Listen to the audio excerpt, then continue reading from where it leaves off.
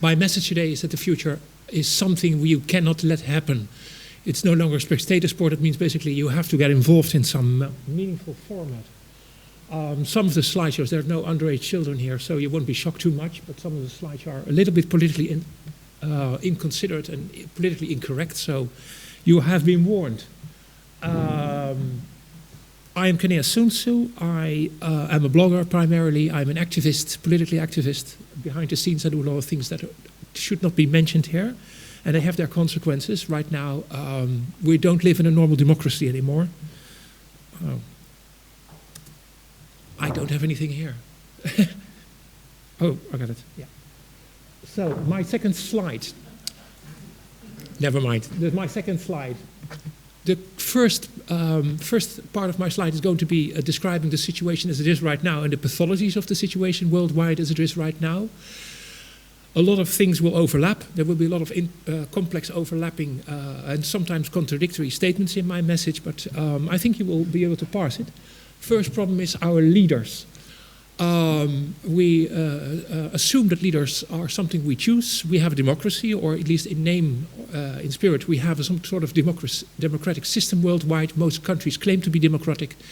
Yet, for some reason, since the 1980s, and you might remember part of the graph that Martin Ford showed us, something happened in the 1970s. Our efficiency as a society kept creeping up, and wages disconnected. And ever since that, and especially the Thatcher-Reagan era, there's something happening with our leaders that we can't fully parse. Somehow we keep electing leaders, and we hope that they will make the best choices that benefit us all. But our leaders, they are increasingly acting as if the society we're in is in some sort of a fire sale. They're breaking our society. Clearly, there is an element in this, and that concentration of wealth is happening at the top. Well, simple translation, Citizens United. Some of you may have heard of what's happening in America. Right now, money is increasingly influencing politics. There's a good presentation about this process, and it describes the country as, especially the United States, but the same thing is happening here in Europe as well, is that there is a pre-selection in leadership.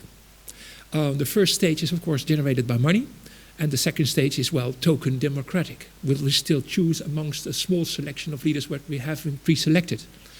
Leicesters, the election system of Leicesters, you should look it up online. The problem with this is that we get a pre-cooked democratic system. And the leaders favor, well, of course, campaign contributions. So it is money paying the first first cycle of selection of our leadership. And they sure are acting like it.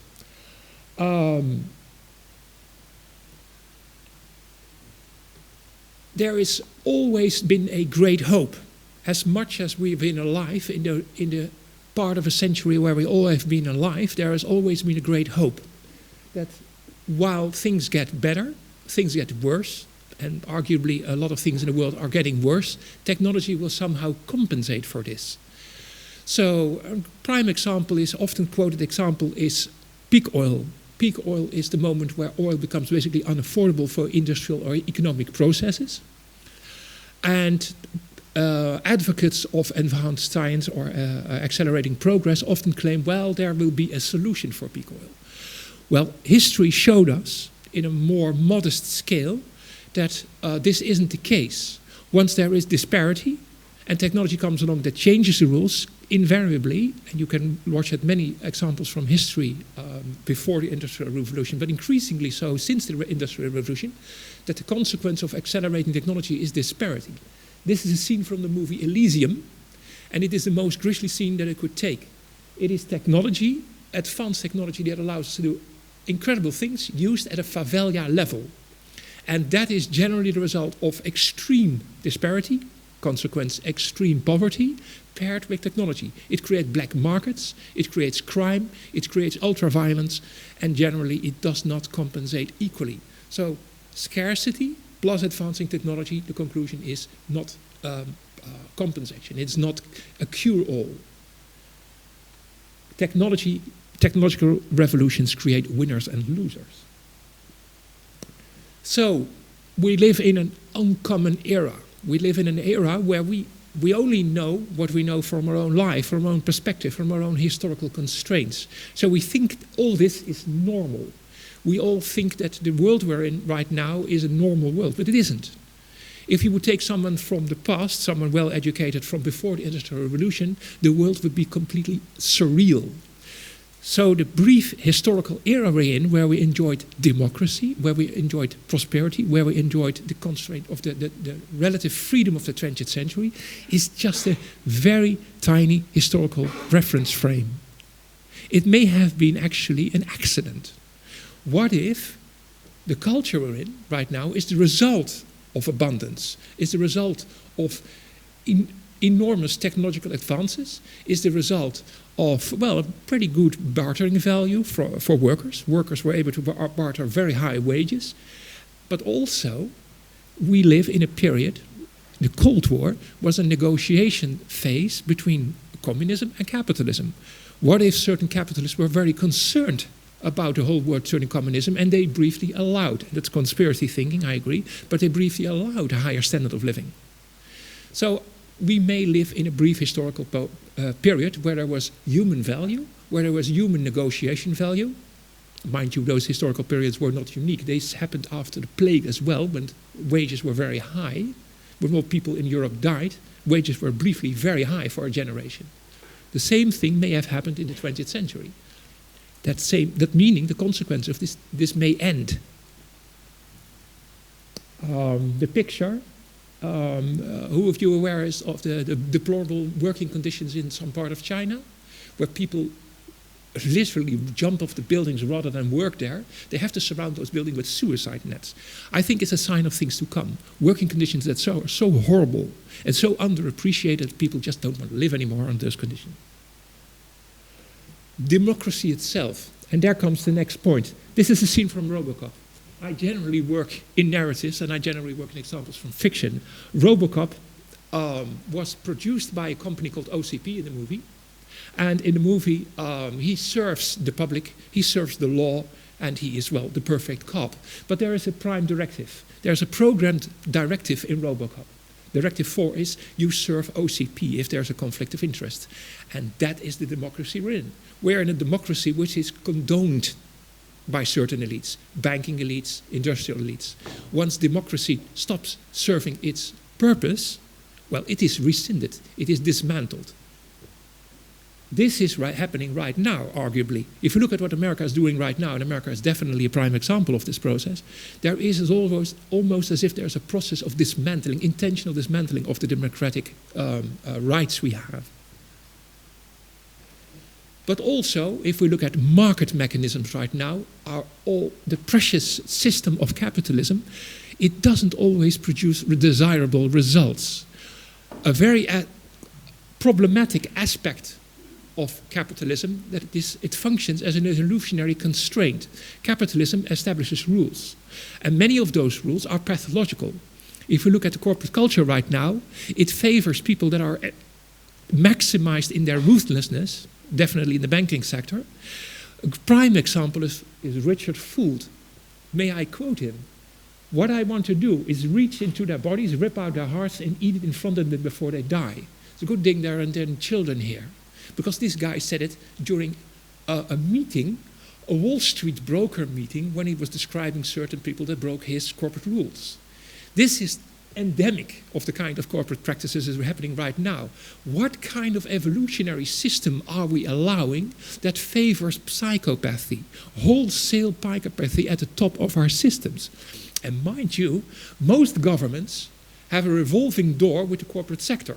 So 1 year, this kind of people would be working at Goldman Sachs or some other corporate or another banking firm or investment firm, and next year they would be managing Greece, or the dismantlement of Greece for that matter. So, secession. The concept of secession is that you are, well, as an example from the United States, you're Texas, you don't like the union anymore, and you say, I want out. There is a potential for corporate secession in our society. The worst example is, of course, China and outsourcing, where a corporation says, well, I don't want to pay any taxes and I go and settle myself in Dubai or in another tax haven like the Netherlands, put my offices over there, go in Dubai or go into China and completely don't pay any taxes for local governments. This has horrible consequences for governments who have high expenditures, who have, well, entitlements. People have pensions, people getting older. There's some sort of welfare infrastructure in most countries. And the consequence of secession, of corporate secession, is a dismantlement of the state system we have. We right now live in a pretty peculiar state system if you look at it historically. It's something completely new, the kind of societies and states we have right now. States have been very powerful. If states lose their power, it could translate to a vastly reduced standard of living for most people. The extreme example of this, process, is literally seasteading, where corporations go into the sea or some other contrived island. The sinking islands in the Pacific might be a great example. They settle their means of construction over there, fully automated, as Martin Ford has made clear potentially. They import goods, they export products, and they are beholden in rules and in taxes to no one. So a scene from Second Life. For those who are aware of it, you can construct your own little objects over there. Those cubes over there are blocks representing $1 billion. I made a little garbage can over there, completely collected with money. And that says something about the concept of money. So when corporations succeed, you end up with the artifact of money which we have right now. Well, as you may know, most countries in the Western world have enormous unbearable tax or state debts. I believe the state debt of the United States as of this year is $17,000 billion. But that's nothing compared to the number of liabilities, the amount of liabilities in the United States, which is well in excess of $100 billion. That includes pensions, that includes medical liabilities, that it includes that debts that the United States collectively, consumers and society, all of it, has agreed to. So someone has to pay for those debts. This is clearly a fiction. Even in the European Union, the monetary system we're in is completely broken. It is going to collapse. Doubling rates, exponential growth. You don't notice it for a very long time, then it goes up, and then after a few critical doubling rates at the end, it's like 25% of the whole system, then it's 50% of the whole system, then it's 100% system, and then you have a breaking point. We didn't notice what was happening, what started happening since the 1970s. For those of you who know, it has something to do with the Nixon shock and disassociating our monetary system from the gold standard. But the end result is a breaking point. And we are years away from that breaking point. America is completely unsustainable. Most of Europe is unsustainable. Our financial system is shattering within a matter of years. So, a scene from the movie The Matrix, one of my favorites, I will use this movie several times, is the question, where do we go from here? Well, many people might have become completely disillusioned by the system we're in. You say, well, I'm going to a farm, I'm going to buy some land, and I'm going to secede from this consumerism. In Dutch, the word is consuminderen, this consuming less. Or you might become a prepper and say, well, I anticipate the total collapse of society in some format, and I am going to prepare myself, and I'm going to become completely independent, well, probably with some guns as well, and a well-stocked fridge of some sort. But the question is, can we? Can we dissociate ourselves from consumerism? Can we dissociate ourselves from all this society, of this complexity? Or even better, can we dissociate ourselves from this technology? Well, there's a major problem with that. Once an appreciable number of people do in fact break their machines, their hold on the machines, the system itself stops functioning. Why? Because money is based on debt. So all the money we have is banking, by the banking system we have, is based on that. If people don't pay back into the system, they don't consume, they don't take part in the system, the current system, the breakage of this current system is only accelerated. In the movie The Matrix, the chairman is discussing with Neo, can we break our machines? It was about a specific scene in the movie where they were inhabiting a city completely filled with machines. There was no nature there. There was no reserve. If they broke the machines, they would literally suffocate. They would starve, they wouldn't have food, they wouldn't have any service whatsoever. We are increasingly moving to a society where everything we do is determined by machines. So in essence, whatever delusions might have, there is no going back. Or, well, the alternative might be a global favela, a global minimalist state of minimalist consumerism and just basic survival. But who is going to grow our food in that system? There is going to be a very small number of very rich people and an enormous mass of extremely poor people. And there's no reason to assume that it won't happen in Europe as well. So, a very brief look at human nature, at human constraint, human weakness, human frailty. This is who we are, the good and the bad. We have Bear Grylls, who exposes himself to the elements, who is able to survive under extreme duress and extreme circumstances, probably one of the most extreme examples of a human being surviving in the wild. Then another example, you may guess why I introduced that example, and it isn't too flattering. Same thing as Bear Grylls, but in a context of extreme poverty and extreme dependence and poverty. These people have nothing left. They live in a garbage belt. So what is the end result?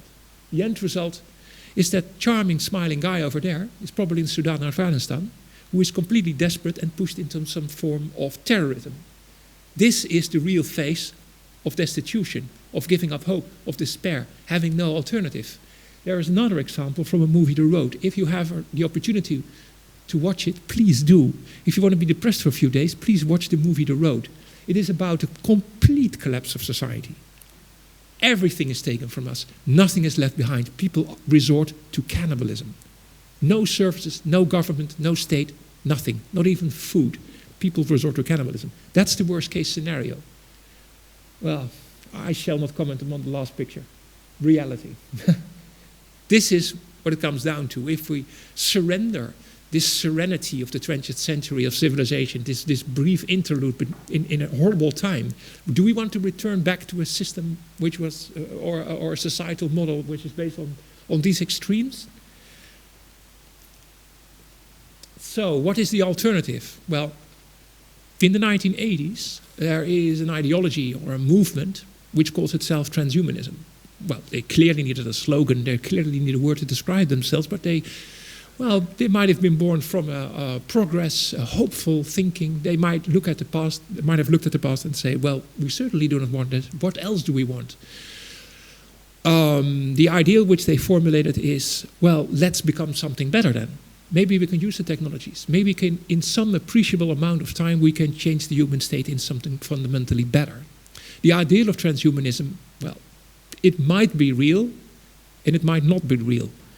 I believe that aspects of transhumanism will become possible, but not in the narrative science fiction idealized manner that is currently being presented by the transhumanists right now. There are several technologies which are emerging, which will allow humans to do things which were currently impossible for humans. You are able to do transhumanist things already using your mobile phone. What you are doing with your smartphone right now would have been magic 10 or 15 years ago. If you continue along this line of progress, if you keep extrapolating along this line of progress, at some point we will enter up into magical realms.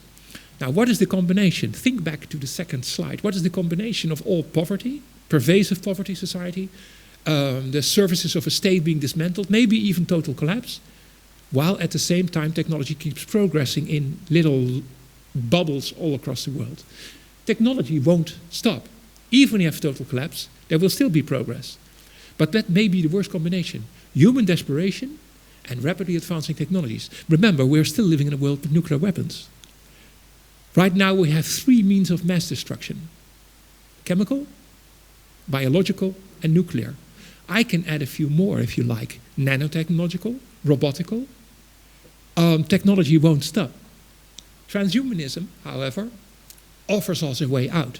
It is a narrative, it is an idea, but it is a credible idea. The most important part of transhumanism, as far as I'm concerned, is giving people a better way to reflect upon themselves, give themselves more meaning. I will come back to you in a moment. However, there is a problem with a lot of these technologies emerging.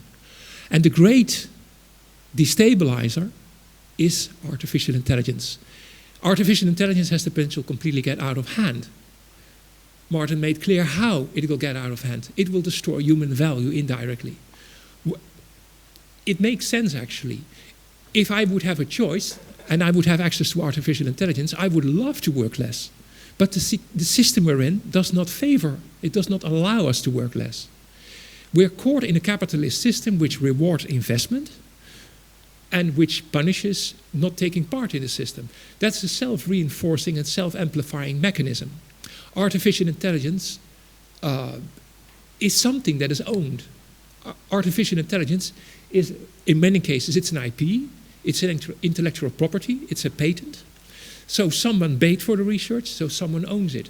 If artificial intelligence keeps favoring a very small amount of people and completely disenfranchising a large number of other people, the problem will escalate and will cause some sort of collapse in the current system. What comes next, I don't know. I think it's very difficult to say, and it's mostly random. But it can get even worse. Artificial intelligence has an interesting feature. It gets better and better over time. At some point, well, I might call it different than artificial intelligence. I might call it artificial problem solving, a machine that literally solves problems. What if a machine is able to solve problems in its own engineering or its own software? Well, then we enter up into a very new historical situation called recursive self-improvement. If the moment an artificial intelligence is able to recursively self-improve, it becomes functionally smarter. This point might happen in our very lifetime. Early estimates of this take-off point for machine intelligence improving itself is somewhere in the 2020s. And late estimates in the field, well, some people say somewhere maybe in 1,000 years, but late estimates in the transhumanist or singularity field come down to 2040s, 2050s. Now let's look at the implications of that. Somewhere in the next 40 or 50 years, we will have intelligence which is greater than human intelligence. Arguably, plausibly, probable, I don't know. But there are very strong arguments for it. Why would this progress stop? The progress already right now is continuing without any constraint, regardless of economic crisis. There's even a point to be made that in a moment of economic crisis, progress heats up. It gets faster because people are looking for new ways to open up new markets. The end point is something we would call the singularity. Singularity is just a word. It's just an image. It's a marketing slogan. Don't think it has any meaning on reality. These pictures have nothing to do with the singularity. I added them because I don't know what to add. It's just interesting pictures. That's Coruscant, Star Wars. It's a planet covered by one city. Over there, that's an abstract landscape. What do I know? What will happen the moment when intelligence, machine intelligence, or maybe enhanced human intelligence exceeds human intelligence? Or even worse, when all machine intelligence, or one machine intelligence, is bigger than all of human intelligence. Extrapolations in Moore's law position this point somewhere around 2040, 2050. So the essence of my message is that somewhere along 2050, there will be machine intelligence or thinking processes which are fundamentally better to do anything, perform any task, better than all of humanity combined. That is clearly ridiculous. But that is the kind of extrapolations we're talking about. That's the end of history in some format. You cannot believe the amount of hostility with some people when I bring this message. They say, well, we have to stop it. Well, how do you want to stop progress? How would you want to rescind from progress? How do you want to dissociate yourself from capitalism without dying or without billions of people in the third world dying? We're stuck in this treadmill. There's almost no going back. It's like we painted ourselves into a sort of an existential corner. Some people in this field become unbridled optimistic when you present the concept of singularity to them. When you say, well, singularity is going to be amazing progress, it's going to be faster than anything, they say, well, it's some kind of present. They start talking in sort of eschatological terms, as if it is some kind of spiritual end promise to human history. And they talk in terms of if it is a present. When singularity comes, we're going to unwrap our presents. Well, I call that kind of thinking a Santalarity. It is more like Santa Claus than anything else. It's more like worldwide Christmas forever. However, the problem with singularity is it is a roll of the dice. A singularity can be anything. A singularity is just a moment in history when the values we have in society get amplified, the dominant values in society get amplified into almost infinity from a human perspective. So if right now Richard Fuld is in charge of the singularity, then we're screwed, literally. Then a lot of people, well, arguably are going to die. If Mossad or maybe some element in the Russian Duma or the NSA or the Chinese State Party or maybe North Korea are in charge of the singularity, we're probably not much better off as well. I have hope that maybe someday something like a singularity might be initiated by Google. Well, at least they say they don't want to be evil. But we don't know what's going to happen. A singularity is not a promise. It's not a blank check. It is a process. It is a mechanism, and it can have features and morphologies which are beyond our control. So what is the best thing we can do? I would naively say take the values we like and we can agree upon, democracy being one, and perpetuate them into our bedrock of society. Well, clearly, as my first 10 slides have been showing, we are not doing that. We are doing exactly the opposite right now, worldwide, of what might arguably or maybe or potentially produce a positive singularity, if such a thing is possible in the first place. So, then I would, well, ask you to take part in a little bit of audience participation. Right now, seen from the Matrix, right now there is a company called Google and they're investing heavily in a product and they gave it a brand name, a sort of a brand name called Calico. Google is investing in life extension. Most of you are in their 30s and maybe 40s, maybe 50s in some cases. You are going to live, if nothing happens, for another 30 or 40 or 50 years, and then you are going to be dead. So your part in life and history on this planet has ended. However, just bear with me, as sort of an experimental thought, what if Google Calico would produce results? You could ignore those results. You say, oh, well, I want no part in life extension, I don't want to take that pill. But what if it produces results in the next 5 years? What if the result, the research of Google Calico works, it's tested, it's approved, and 5 years from now you have a pill. If you take the pill, you're, well, maybe a year, and you're back into your 20s. Your body is back into your 20s. Your mind is still as advanced and as sophisticated as it is right now, probably a little more. You're fresh, you're young, but you also have to live with the consequences of being maybe living to a life of a few centuries. You have to take part in such a future. This is a thought experiment. Right now, people don't care about the future. And you see the same pattern over in every country where people get of a certain average lifespan, of a certain average age. The older they get, the more disinterested in the future they get. It's really bad in Europe. It's pretty bad in Japan as well.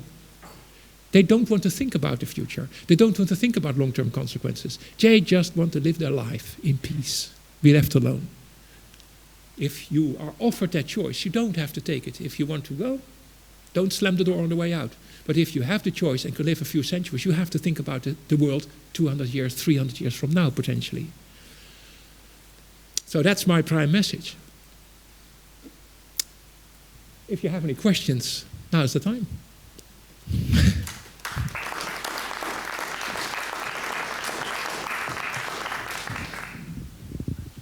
Are there any questions?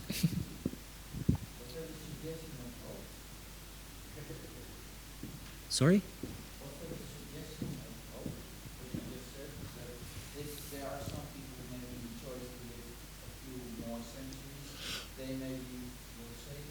No, let me say it very clearly. Google, Calico is research being done by Google. They are probably going to crowdsource it and they're going to use their databases to find ways to make us live longer. The result of Google might be a few years extra in my lifetime. So maybe they have amazing research. I live 10 years longer on average. Instead of 80, I become 90. Well, with my lifestyle, it might become 60, then it might become 75. So I have no expectation that Google would actually work. But there might be a chance it does work. They aim high. Google research aims very high. So if it works and we get a century, or if the singularity occurs and we get like 20 years or 30 years or 50 years extra, then it means that you have to make choices right now about the way we organize society, choices not based on complete apathy or electoral disinterest or self-interest or psychopathic selfishness, consequences about the collective world we're in right now. Right now, we are not making these choices as a society. Nobody gives a damn, clearly. Capitalists most of all, they just think in very short term. Politicians think in electoral cycles, maybe 4 or 5 years. Look at the way the climate is going. Look at the way the resources are depleted. Most resources have a refresh rate of 10 years or something. Aluminium, right now the amount of worldwide aluminium is like 15 or 20 years. Oil is completely irrecoverable in 2030. Our society stops functioning very quickly if you put it out into the future. There might be technological solutions, but like I made clear, those technological solutions only favor the rich. Well, we know the end result of that. It's certainly not democracy. Do you want to live in that world? Well, if you're going to live for 20 or 30 more years, probably who cares? You got your pension and then you got your clean way out. But that's not the world that would be ideal, as far as I'm concerned. So a glimmer of hope? No, it's a call to action. Question. I was just wondering about your take on AI, artificial intelligence. Do you really think that it is possible to get computers that will actually function the same way as human mind? I mean, you're familiar with Searle's Chinese room argument? Yeah, I know the argument of. That's why I say. You don't need AI, you don't need like a sophisticated conversationalist poetry reading or a tasteful AI that can function like data and engage in witty conversation. You don't need it. I said artificial problem solving. And there are ways to get to AI, many ways, there's many ways, roads leading to Rome, to get to some sort of system that solves problems. It might be pretty inhuman. The end result. It might not even, we might have a singularity where the thing just does not communicate with humans, but it takes over some control or it completely escalates, and there's still no AI in the classical sense. You don't need a human analog intelligence to completely escalate these technologies. That's my first point. The second point of AI, a singularity can also be reached by amplifying human intelligence. So there are many destabilizing potential. You might grow a brain from a human, might alter it, and then you end up with some sort of human-derived AI. There's even another possibility. You scan humans. There's a lot of research being done right now in brain plastination and scanning. You take the brain, the human brain, you scan it, you slice it, and then you reproduce it in some sort of virtual substrate. We might not even understand intelligence, but there's still a simulation of a human going on. Well, of course, I agree with you, this is pretty hypothetical.